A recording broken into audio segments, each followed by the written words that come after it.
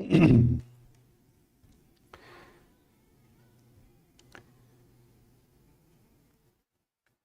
have been studying about the 70th week of Daniel from Daniel chapter 9.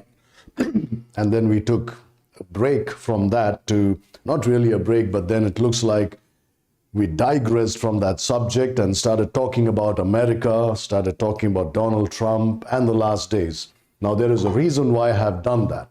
The first obvious reason, of course, is because while we were doing the study, Donald Trump was elected as the President of the United States of America. So I thought it'll be good for us to stop for a moment and consider the implications of that as far as the Middle East is concerned. But another reason for that is because, you see, we are studying about the 70th week of Daniel, or the 70 weeks of Daniel prophecy, and 69 weeks, as we have seen, bring us to 70 AD. And then it skips almost 2,000 years, and the 70th week starts with the tribulation. So almost 2,000 years have been omitted by the Holy Spirit when he gave this prophecy to Daniel. So it's important also for us to consider what happens in these 2,000 years, especially in the last days of these 2,000 years, just before the rapture of the church. We are living in these last days.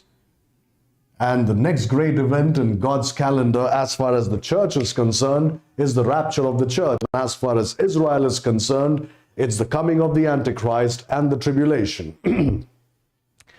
Living in these last days, it's important for us to look around us and see what's happening, study events in the world which affect Israel and which also seem to be prophetic in nature. Right? I know very well that there are no real prophecies given about the church age, in the sense that God didn't give us any signs for the rapture. Well, there are many prophecies about the last days, like in the last days perilous times shall come. Paul says, men shall be lovers of themselves, boasters, right? And lovers of pleasure more than lovers of God. These are all prophecies and they have come true right before our eyes. But we are talking about prophecies regarding the nations, prophecies regarding Israel. Well, I think there is something about Israel given in the scriptures. Well, I'm talking about Israel in the church age, in the last days. We can find references to Israel here and there as to what's going to happen to Israel in the last days before the tribulation begins. But as far as the church is concerned, there are no prophecies given about its involvement in the prophecies of the last days regarding Israel and the coming of the Antichrist. Right? So I hope I made myself clear about that. But you see, America probably is the last great world power before the rapture of the church. So that means we are living really on the brink, right? We are living on the edge, because I don't know how many of you can actually believe that America can continue to be a superpower for the next 8 or 12 years. I really doubt that that's going to happen, as I'm going to talk about today. I do not believe that, to be very frank. I do not believe America can be a superpower for the next 10, 12, 15 years. It's not possible. And I'm going to tell you why. Well, that's again just my opinion. What about these 4 years when Donald Trump will be in power? Well, I say we need to wait till he really takes office, right? Because as we have been talking about Donald Trump, I've said certain things. I spoke to you about the power of these people. I've been advised time and again not to talk too openly about these people, but there is a need to do so. Christians are ignorant about this group.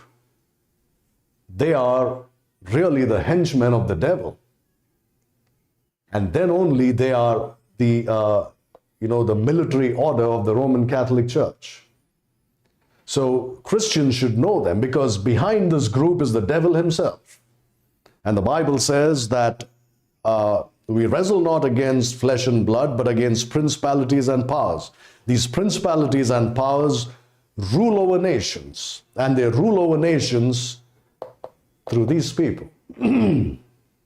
As we have seen in Revelation chapter 17 last time, right? The woman, the whore of Babylon, which is none other than the Roman Catholic Church,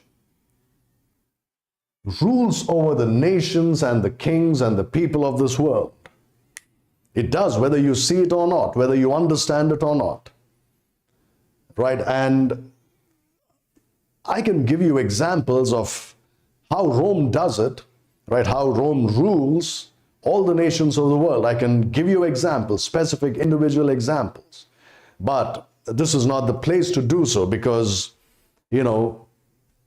I would like to take the advice of some of these people, at least to some extent. So we'll not talk about that. But you can do a study of your own and you'll realize that they are in control of the nations. They are in control of the United States. Now, Donald Trump said that he's going to, drain the swamp.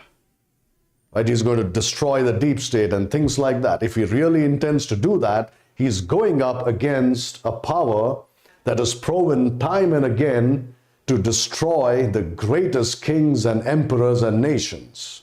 So unless God is with him, it's impossible for him to do what he has promised to do. That's why it's important that you pray for him. Now, why am I interested in him or in America? Like I've said, America plays an important role in these last days. It's the last superpower before the rapture of the church. So, and that affects Israel. And that means it's related to Bible prophecy. Let me just read this passage from Daniel chapter 7, which I'm sure most of you are familiar with. Daniel chapter 7, and I'll read from verse 3. Daniel 7 verse 3. And 4 great beasts came up from the sea, divers one from another. The first was like a lion, and had eagle's wings. I beheld till the wings thereof were plugged, and it was lifted up from the earth, and made stand upon the feet as a man, and a man's heart was given to it. Now this first beast was like a lion.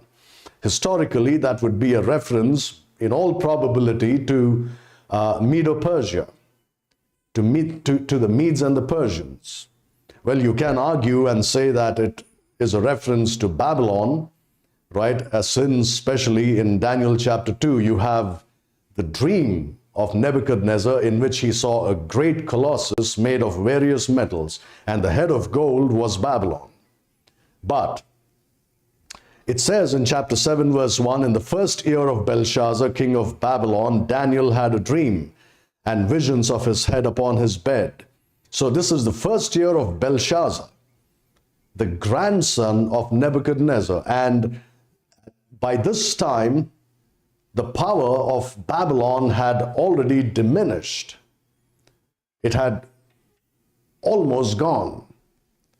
So he's writing after after Nebuchadnezzar, and that head of gold was Nebuchadnezzar in Daniel chapter 2, and he's gone. So this is probably not a reference to Babylon. It's a reference to the Medes and the Persians who occupied Babylon in the days of Belshazzar. The next one, and another beast, a second, like to a bear, And it raised up itself on one side, and it had 3 ribs in the mouth of it, between the teeth of it. And they said thus unto it, Arise, devour much flesh. Now, historically, that would be a reference to Greece. And if you read the interpretation given by the angel to Daniel, you will see that it's very clearly a reference to Greece. The bear is Greece, and the bear defeats, or rather in chapter 8, they are given under different symbols, not lion and bear. They are given as a goat and a ram. The goat is the Medes and the Persians, and the ram, I think, or the other way around, the ram is probably the Medes and Persians. One of those, you can check it out. I get confused. I saw the ram pushing westward, and the he-goat is Alexander, so that's Greece. And the ram would be the Medes and the Persians. So they have a fight, and the he-goat defeats the ram. So what does that mean? That means these two here would be a reference. The lion would be a reference to the Medes and Persians.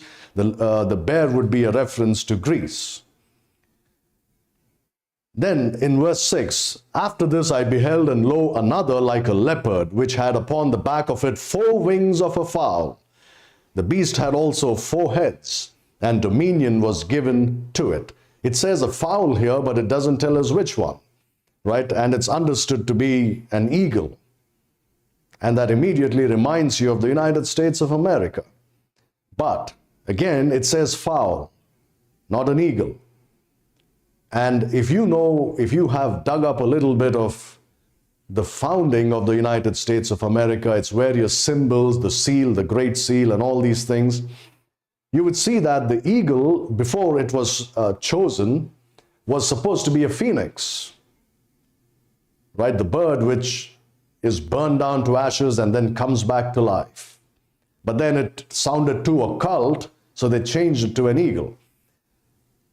But the reason why I'm saying this is because the lion, the bear, and the leopard, though historically, the leopard would be a reference to Rome.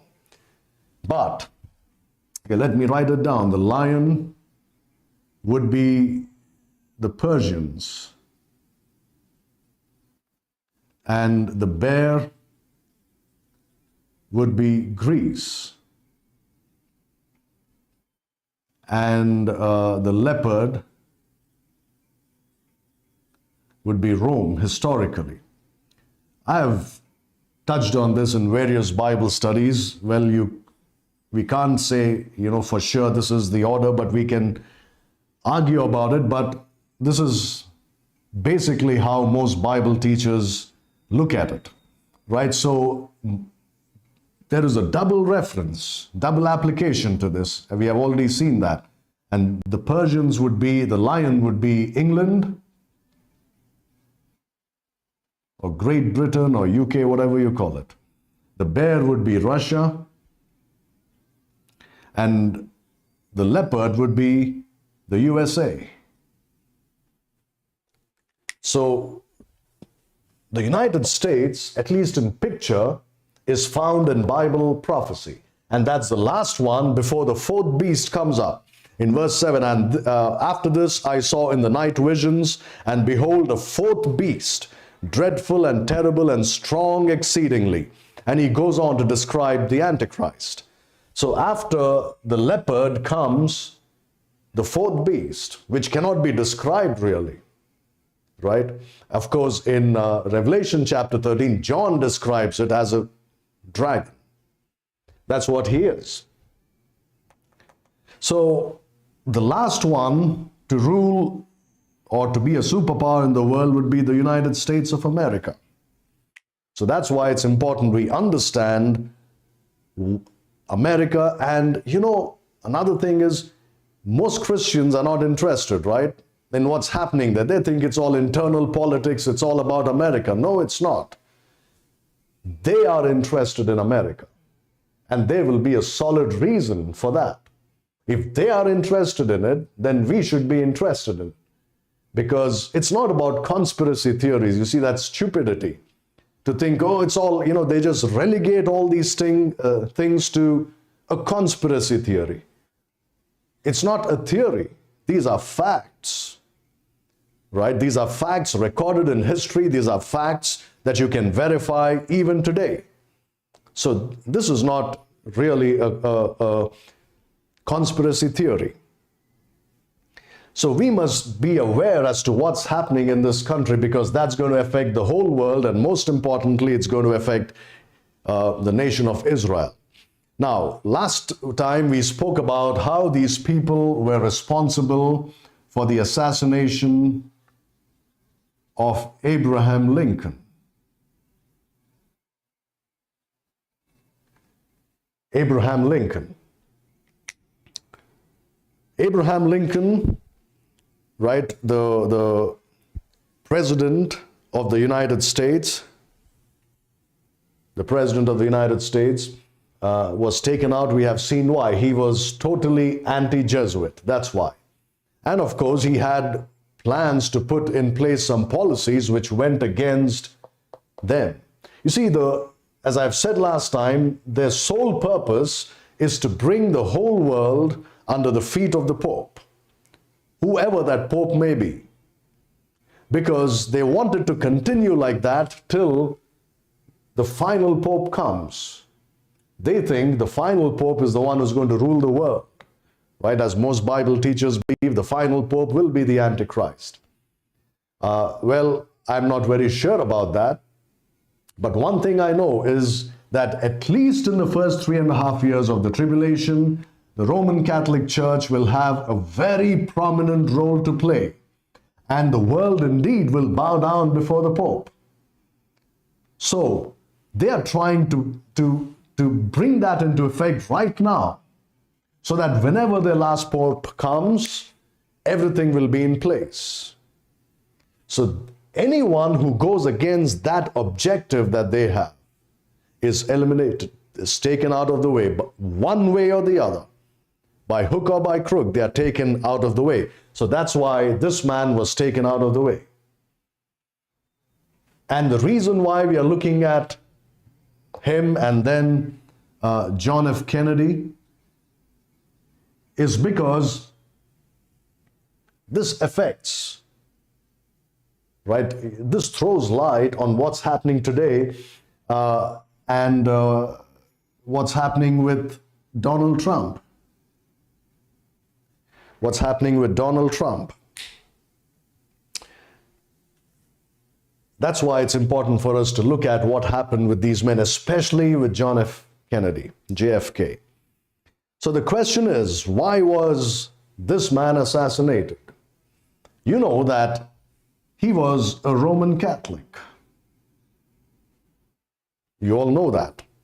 He was a Roman Catholic. Why would they take out their, one of their own? Why would they do that? They will kill anybody who gets in their way. And this man got in their way. Let me show you how. And before I do that, this man was taken out by the order of the Jesuit Superior General in those days, in 1963. It was Jean-Baptiste Janssens.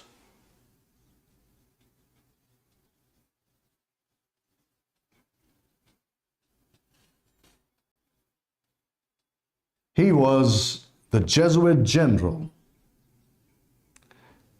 He was the Jesuit general, the superior, in those days, and he gave the order. To whom did he give the order? He gave the order to the American Pope. Maybe you're wondering who the American Pope is or was. Well, the Archbishop, remember, the Archbishop of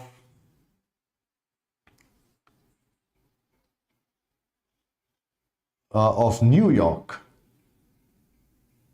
is called the Pope of America. He is the most powerful man in the United States of America. And in those days, it was Francis Cardinal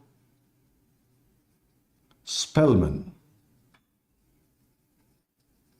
He was the Archbishop of New York. The order came from Janssens to Spellman to eliminate the president.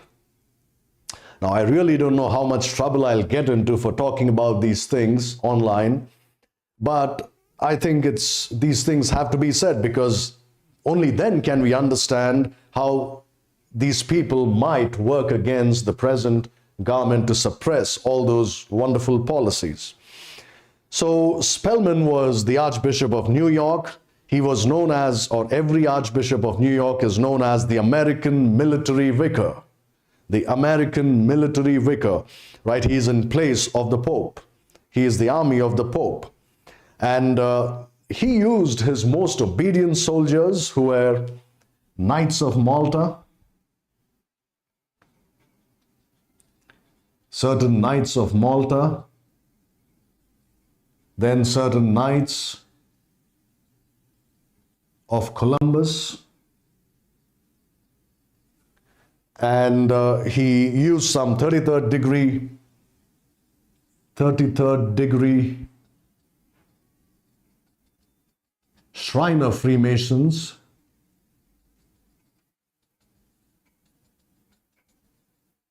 all are under this man, the Archbishop of New York. All of them are under him. He's the in charge, not only of them, but of many other orders. And then, of course, he made use of the mafia, the Italian mafia dons. These were the ones that acted on the orders of the Archbishop of New York to take out this man. I really, when you read these things, you feel really sad. Feel really sad that these kind of things have actually happened. So they carried out the orders that came from Rome, all these people. The Archbishop, the Knights of Malta, of Columbus, the 33rd degree Shriner Freemasons, and lowest were the mafia dons. People always look at the guy who actually pulled the trigger. Well, if you do your research, you will know that he probably didn't even shoot JFK, the guy who was supposedly the assassin, because there were others who shot him, who were better shots than this guy. So what was the reason? Well, there are many reasons as to why they took him out, but behind all those reasons, there is one main reason. The one main reason is that he interfered with the purpose of the Jesuits.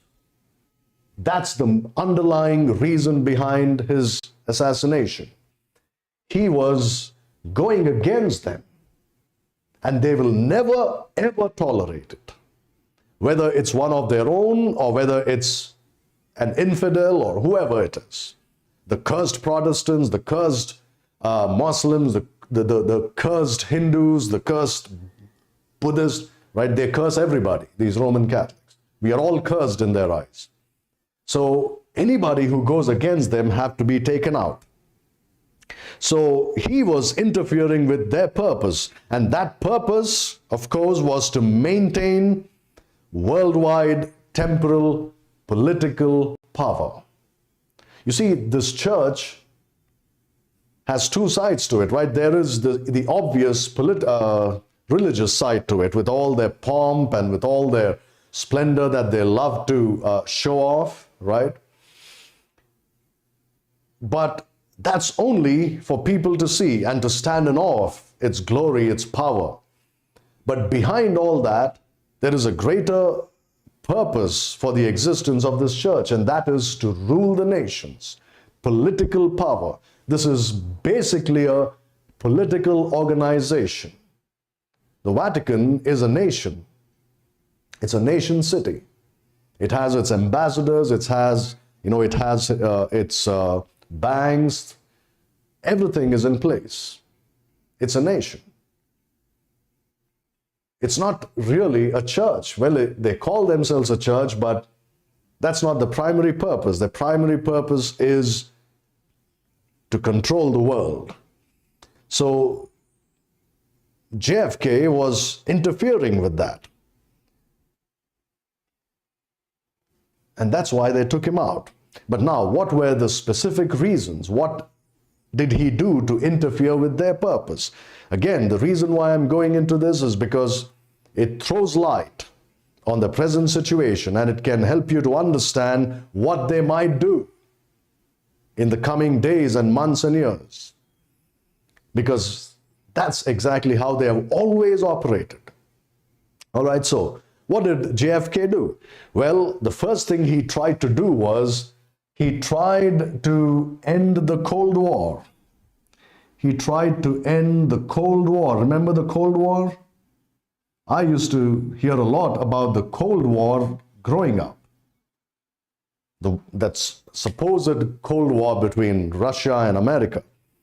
And JFK tried to end it. Not only did he try to end the Cold War, but he also tried to end the war in Vietnam. He tried to stop these. And they didn't want it. Why? Because you see, take for example the Vietnam War. What is it? That is nothing else but a Jesuit inquisition. It's an inquisition, right? You know what an inquisition is, right? Throughout history, the Catholic Church would have inquisitions. Like, for example, the Spanish Inquisition. What do they do in the Inquisition? Well, they catch hold of heretics and kill them.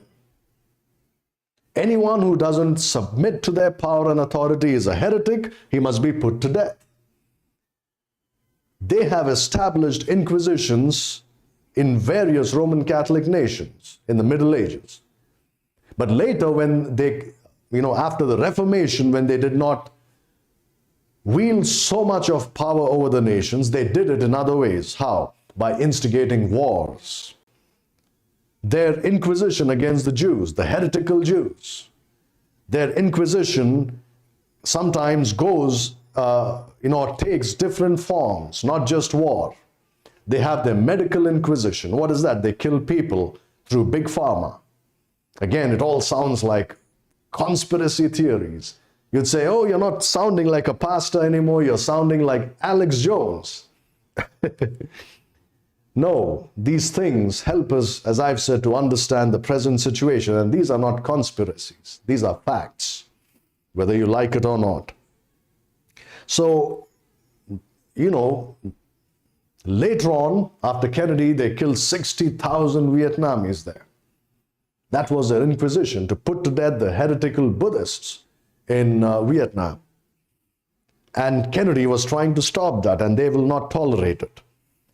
So this man was interfering with Rome's holy office of the Inquisition, which was never removed, really, The holy office of the Inquisition is like a department. In our governments, we have departments for defense, for intelligence, for this, for that.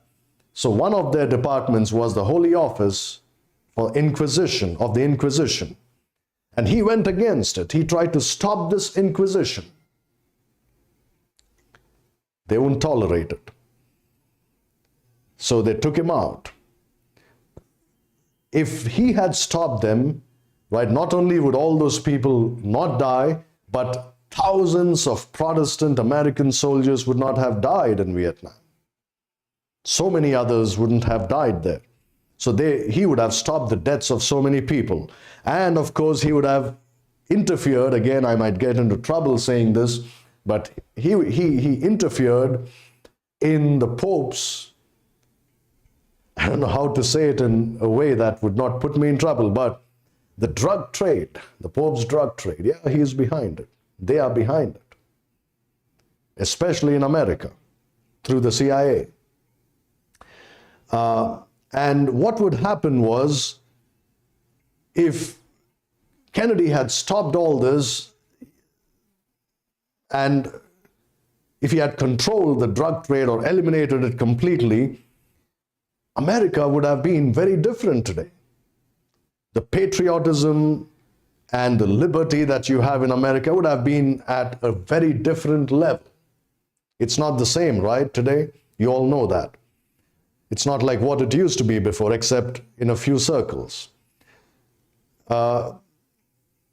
So what would have happened was that Vietnam would have been saved. They didn't want that. America would have still been great. They didn't want that. They don't want that. So they took out Kennedy so that patriotism and liberty would be destroyed in America. And then, importantly, Vietnam could, after the war, be reunited under a dictator of their choice, which happened exactly as they wanted. A communist military dictator who was loyal to the Pope. Everybody thinks, oh, the Catholic Church is against the communists. No, they are not. They are the ones who brought it into existence. Whether it's fascism or communism, who's behind it? They are behind it. Did you know, by the way, Hitler's famous book, My Fight, right? I don't know how you pronounce it correctly in German. Mein Kampf, I think. My Fight. That book, everybody thinks was written by Hitler. Hitler couldn't write if his life depended on it. And if you go and study it, you will know that former Jesuits who have become Christians, born-again Christians, came out and exposed that. They said, Hitler didn't write it, these are the guys who wrote it. And they know the name of the guy who wrote Mein Kampf. These are the guys who did it. So they didn't want this man stopping the progress that they were achieving all over the world. He was almost about to put an end to it, but you see, he couldn't. They took him out. They took him out. And they put in place in Vietnam a communist military dictator who was loyal to the Pope. Just like Stalin was, Joseph Stalin in Russia, right? Just like Chairman Mao was in China. Oh, they are all communists. No, they were loyal to the Pope first, in one way or the other. You had Fidel Castro, communist, loyal to the Pope. But you see, even the United States is not exempt from it. Just like George H.W. Bush and his son were loyalists to the Pope. That's what they want. They want their people in place. You know, everybody is complaining about how America is becoming communist. It's very true. Why do you think? Who is behind it? Who tries to make America communist? It's them. Because you see, though they call themselves a Christian church and though they claim to be against communism, they can work best with communist doctrine, which is ruthless, right? And which can be used as a tool to control people. That's why they love it. That's why they promote it. That's why they created it in the first place. So that's the first reason he tried to end the war. In Vietnam, he tried to end the Cold War. They don't want wars to end because they benefit the most from it. In two ways, they benefit financially. Secondly, they benefit because through these wars, they are able to place their own leaders in place. They use wars to eliminate those leaders who are against them. So America, you can imagine what might be coming. Next, the second reason why they took him out, and then I will try to, I will not have the need to do it, you understand it yourself, but I'll still try to connect it to the USA in the last days, right? All these things that we are talking about now.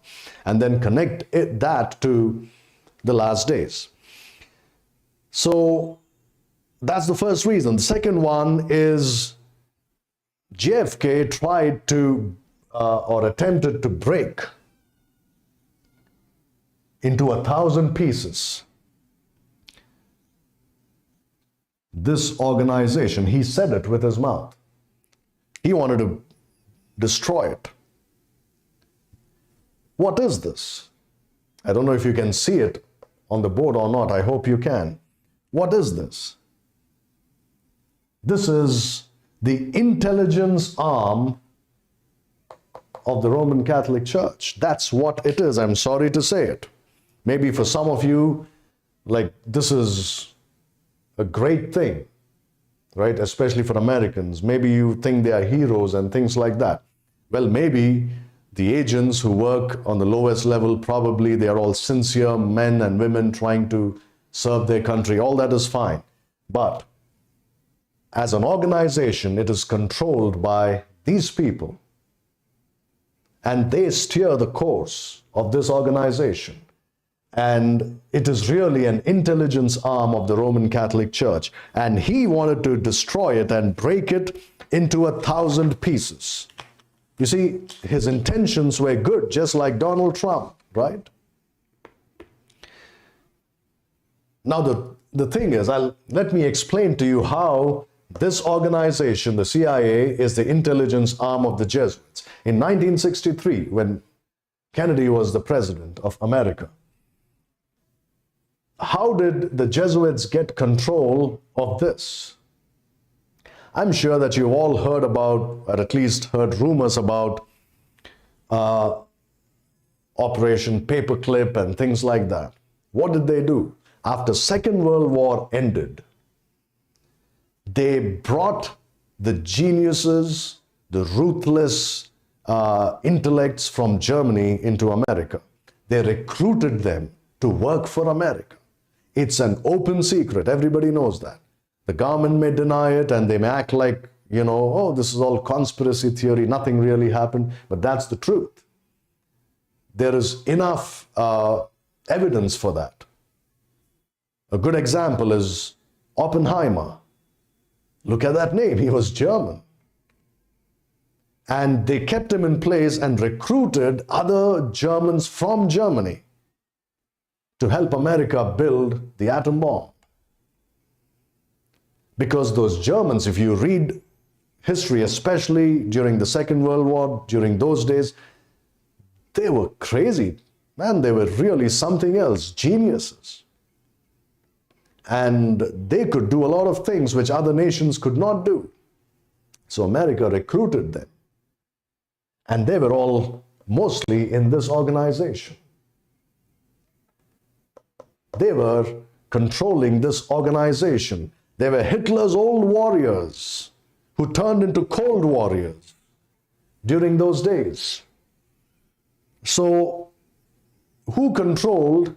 I'll tell you, right? In Germany, it was the SS. I can't pronounce the German full form of SS if my life depended on it, so I'm not going to try. The German SS, the secret police or the staff, right, that served Hitler as his personal army and bodyguard, headed by Himmler, who was a faithful Roman Catholic, faithful to the Jesuits. You know that he modeled the SS after the Jesuit order? In fact, Hitler himself said it with his own dirty mouth. He said, Himmler's done a great job in modeling the SS after the Jesuit order. The Jesuits, as I've told you, they are a military order. And they are organized really in a very, very perfect way, right, to function for the benefit of their organization. So they model the SS after the Jesuit order, exactly as the Jesuits work. The Nazi Jesuits, Nazi SS. So the Jesuits controlled the Nazi SS, and many of these SS people now had joined the CIA. So who controls the CIA? It's the Jesuits. I'm talking about in 1963. If someone from CIA is listening to it, I'm not talking about you. Talking about 1963. Well, even now, CIA is controlled by the Jesuits. So he said he's going to destroy this. What does that mean?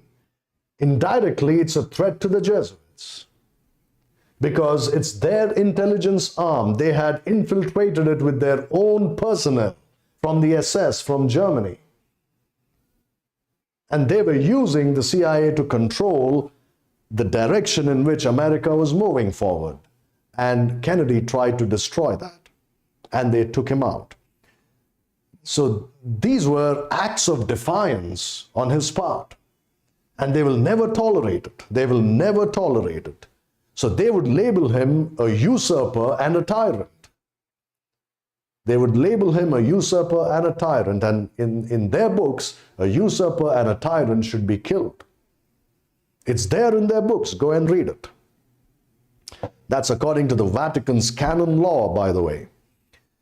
Because according to them, it's no murder to kill a tyrant. They can do it with a clear conscience. They can do it with a clear conscience. So JFK was assassinated by the Jesuit general's international intelligence community. It was involved. Without them, it could have never happened. Yes, they made use. You see, many of these people, these knights and masons, were a part of the CIA. They were working for the CIA. So you can imagine. Many of these SS people belonged to these orders, and they worked for the CIA. And in that way, it was controlled by the Jesuits. So he tried to destroy the intelligence arm of the Jesuits, and he was assassinated. As I've said, in America, the main man was Cardinal Spellman, Francis Cardinal Spellman. And Himmler, as I've said, was the guy who made the SS, who formed the SS, who was the leader, head of the SS. And as I've said, the SS was modeled after the Jesuit order. So think about it. They were totally controlled by the Jesuits. And it was like JFK was directly attacking them, and they would not tolerate it. So that's the second reason why they took him out. There's another reason. And that is to do with the Federal Reserve Bank. Everybody knows that this is a joke, right? This whole setup is a joke. And many people died to make this the bank that America would, or the currency of this bank that America would use. It's a private bank. What did Kennedy do? He threatened to destroy the monopoly of the Jesuits' Federal Reserve Bank. That's right. You heard me right. They are the ones behind the Federal Reserve Bank. It's their child, really. Their brainchild, it's their child, whatever you call it. It's theirs. What did Kennedy try to do? He said, we have to be independent of this. We need to have our own currency. The United States should have its own currency. And he even went ahead. Well, you have some really good articles written by some experts on the subject. You can go and look it up on the internet. You'll find them. How he issued silver certificates. And, he was really deeply involved in this. He was determined, right? In one way, you could say he was determined to make America great again. I know that many of our Baptist brethren don't agree that JFK could have done anything good, but I believe he tried to. He tried to. I know he was Roman Catholic, but I think he genuinely tried to. Again, a lot of our Baptist brethren attack his morals and his lifestyle and things like that, just like they do with Donald Trump. We are living in the last days. That's the best you can get, really. And remember that it's God who puts kings in power. So, irrespective of that, I think he still genuinely tried to rid America of the power that the Federal Reserve Bank held over it, or holds over it even today. Well, I think that's one thing Donald Trump has not spoken about as far as I know. Maybe he did, but I'm not sure about it, because that could be the most dangerous thing anybody can do, any president can do. Try to get rid of this, or try to destroy its power.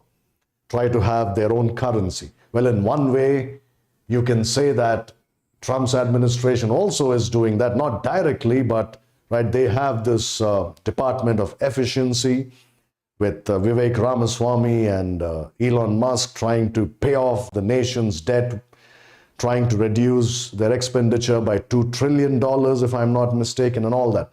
Well, that could in some way go against this, and they will not tolerate it at all. Kennedy said it is necessary, in his own words, listen to this, it is necessary to establish a form of permanent government control over the monetary system and the issuance of currency. Any sane man would agree with that. Any sane man would agree with that. You see that? Let me read it again. It's necessary to establish a form of permanent government control over the monetary system and the issuance of currency. The government should control it, not some bank. He felt that the government should not rely upon the private banking system for its currency. Dangerous thing. He believed that that could lead, right, if you depend upon the private banking system for your currency, he believed that could lead to instability and economic hardships. He was right. Again, listen to him. In 1961, in one of his speeches, JFK said this, I believe that we must establish permanent government control over the monetary system and the issuance of currency. Again, that was like signing his own death warrant. That's what he did. He tried to at least minimize the presence and the power this bank has over the United States economy. And as I've said, it is totally a brainchild of the Jesuits. It came over from Europe, you see. And you can go and look it up. If I'm not mistaken, I don't remember well, but many years ago I read this, that even Abraham Lincoln, probably, or maybe it was some other president, but I don't know why in my mind it's Abraham Lincoln, who tried to get rid of the Federal Reserve Bank. I don't even know if it was there in his time, but I vaguely remember something like that. I could be wrong, it could have been some other president, and they took him out. So that's why in my mind, it's probably Abraham Lincoln. Because, or he or somebody else, maybe not Abraham Lincoln, but probably somebody else. You can look it up. I'm going to look it up. They even abolished this at one point. And then they got rid of that president somehow, and they brought this back into America. Right? Don't go by what I'm saying about the names. It could be some other president. They won't tolerate that at all. This is extremely important to them. Because everybody knows, right? The Jesuit says, it doesn't matter who is in power. If we have control over the money of a nation, we have control over the whole nation. That's how they work. And they hold, right? They have an iron grip over America through this Federal Reserve Bank. And he tried to get rid of it. He understood that, this is not the way to run a country. He understood it was not beneficial for the USA. He tried to get rid of it, and they got him. One more reason is there which many people don't talk about, but he also said, I believe, I read somewhere, but I am not very sure if he really said it or not, but I heard that he said that he wants to look into the UFO files as well. Now again, you can look it up, but you know who else was looking up the UFO files in recent times? Donald Trump. And the CIA didn't want him to look into those files. Again, I do not know if that's true or not, but I read that somewhere. Another thing is JFK Jr. I'll just say one thing about JFK Jr., that it was no accident. in which he and others traveling with him in that plane died. It was no accident. He was taken out. You know why? He said this.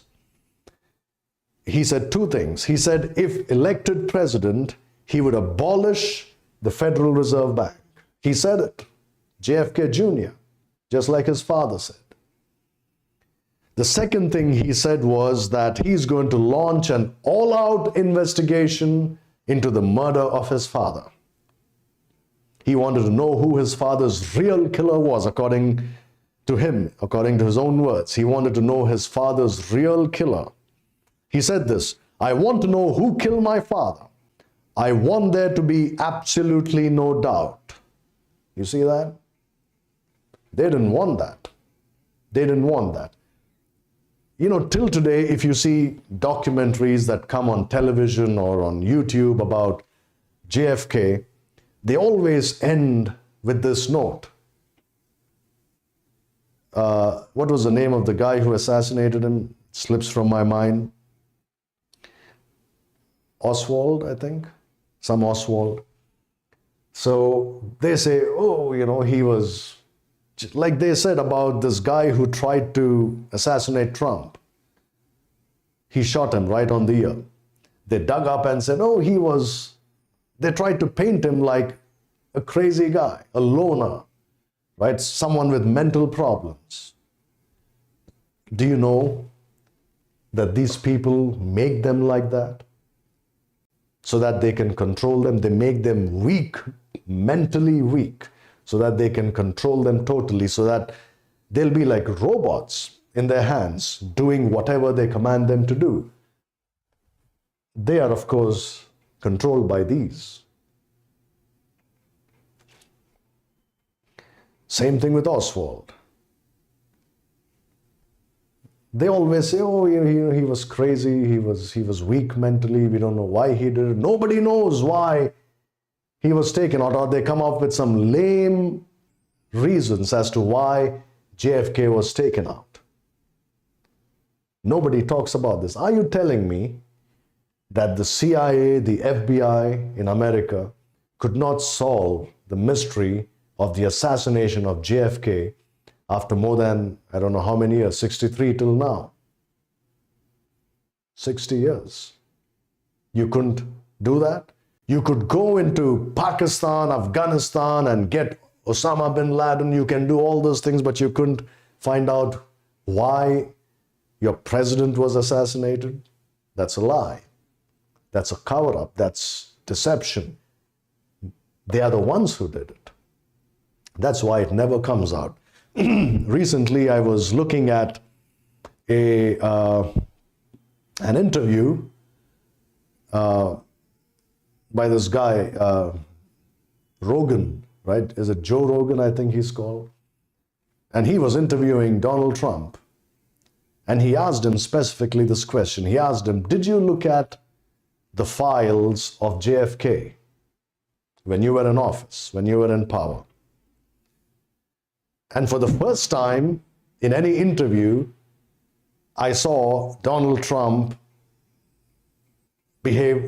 speak sheepishly.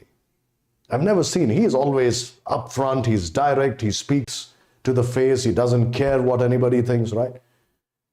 The first time he was so sheepish when he was answering that question. He said, I looked at the file. He said, I went halfway through it and then I stopped. And Joe Rogan said, why? Those closest to me, those who are my well-wishers, they told me not to do it. So why did you read half of it if they already told you not to do it? And then, of course, this guy didn't want to be too hard on Trump. He didn't push him too much, but he said, why didn't you read it? So he said, those closest to me advised me. They said, don't do it. Don't do it. So I read just half of it and then closed it. Why did you do that? What are you talking about? So he said, that's because some of the people who are mentioned in that file are still living. It's going to affect them. Of course, it's going to affect them. Wouldn't you want to know? Wouldn't you want to expose the truth?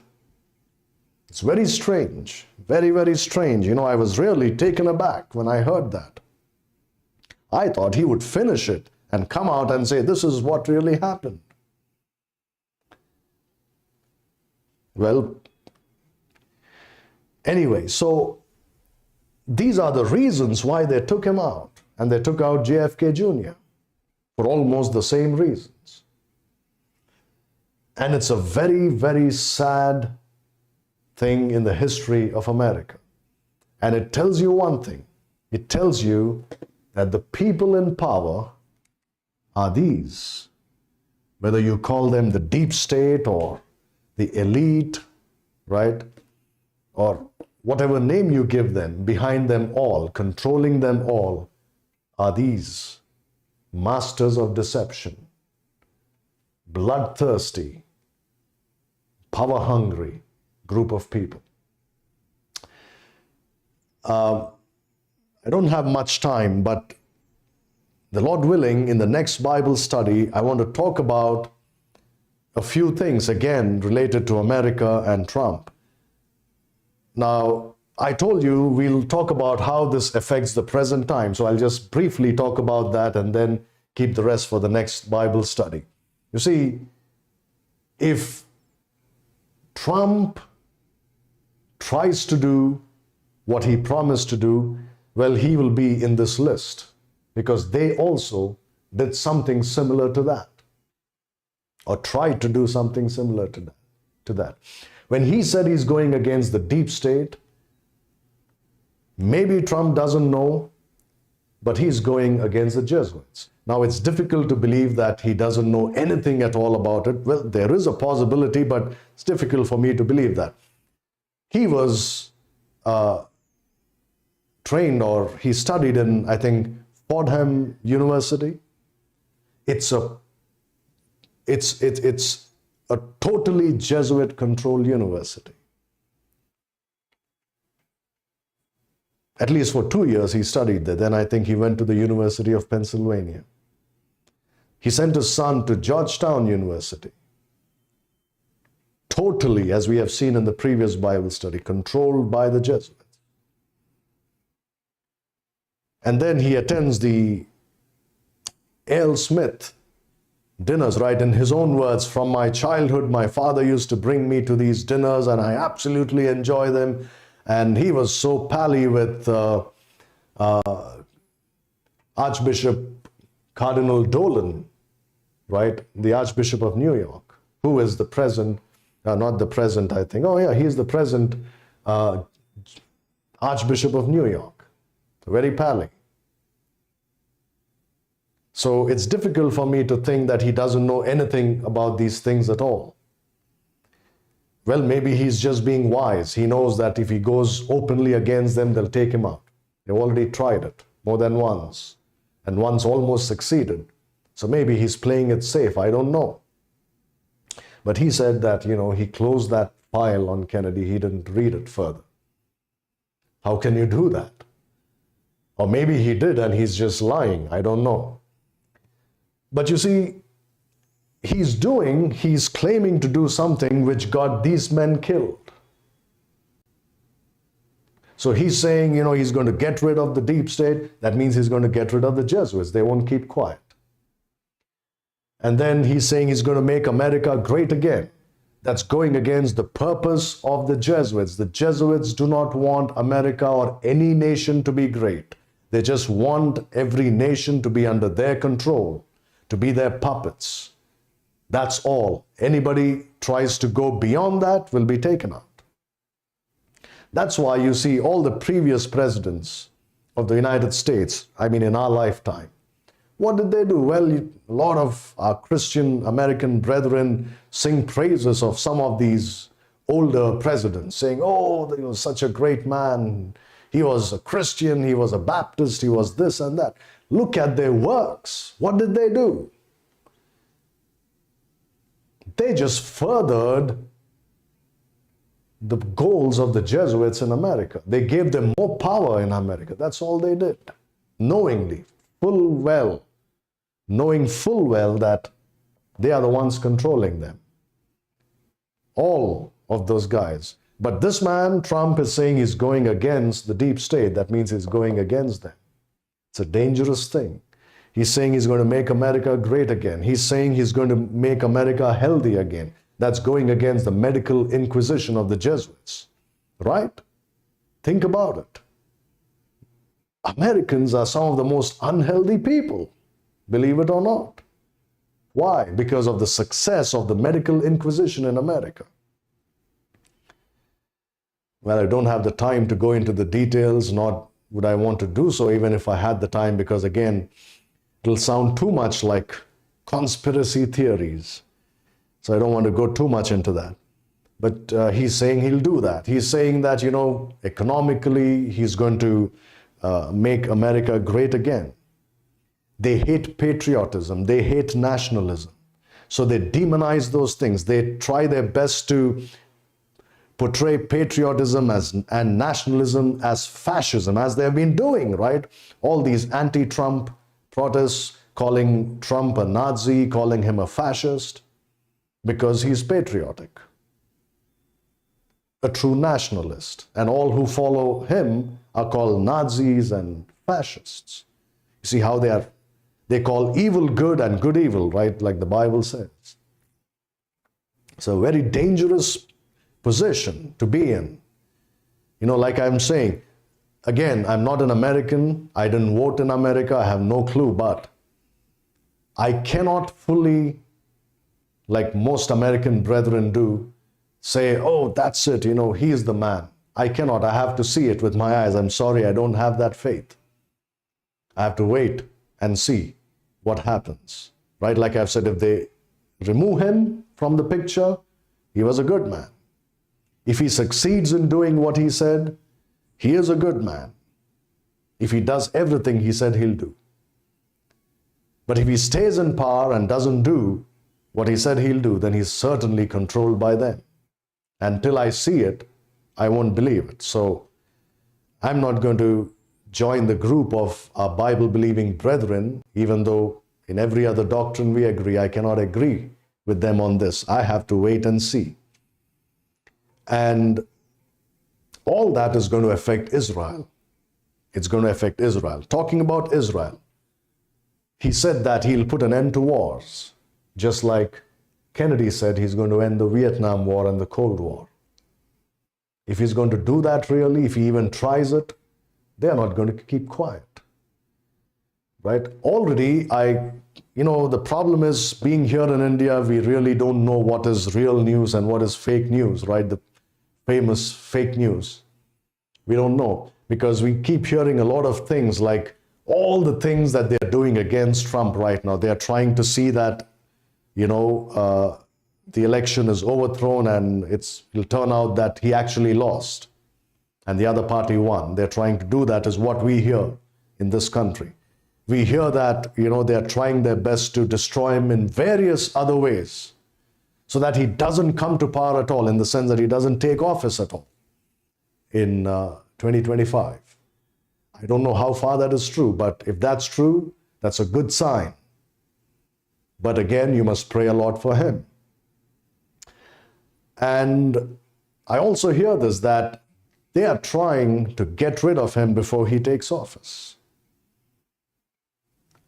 I don't know if that's true, but if he's really trying to do some of the things that Kennedy did, and if he tries to go against the deep state like Abraham Lincoln was against the Jesuits, they'll take him out. It's going to be the saddest day, really, in American history if that happens. So, sadder than the assassination of these two men. So, we are living in times when these things are happening right before our eyes. They're happening right before our eyes. And I want to give you, the Lord willing, next week, some predictions given by a man, an American man, who's an expert on this subject. I'll give you the details. I'll tell you what he predicted. And I was quite taken aback to see some of these predictions, because he gave those predictions more than 10, 15 years ago, I think, if I'm not mistaken. And some of those things have actually happened. And I'm going to give you some of those predictions. And then also talk about the plan that the Jesuits and all those under them had for America right from its founding in the 1700s, right from day one, and even before that. What was the original plan for America, which has brought America to where it is right now? It's all according to a plan. I'm going to show it to you. Why? Because their ultimate purpose, as I've said, is to bring the man of sin into power. They have to use many nations to bring the man of sin into power, but to control those many nations, they need that superpower, which is America. They had it in their hands all this while. And they're going to use it. That's their design, that's their plan, to use it to bring the man of sin into power. But now Trump has come. We don't know what's going to happen. We have to wait and see. Well, even if he is really the man that, most Christians think he is, he can only do so much. 4 years at the best, if they let him live. After that, it's going to again go downhill as fast as a bullet in the hands of the military order of the Jesuits. Thank you very much for joining us. I know this is not much of a Bible study, I understand it, but I thought it's necessary to talk about some of these things from a Christian perspective, from a biblical perspective. Because you hear so much on the news, so much on the internet, and many of these things are not true because they cannot be true. And we know they cannot be true because we know what the Bible says. When they go against the Bible, we know that's not true. So it's important to have a biblical perspective about world events, especially what's happening in America and how it's going to affect the whole world, but specifically how it's going to affect Israel. I know that I haven't said much about how it's going to affect Israel because I haven't come to that yet. The Lord willing, we will come to it. And hopefully everything would be laid out very clearly. Thank you very much for joining us, and the Lord bless you.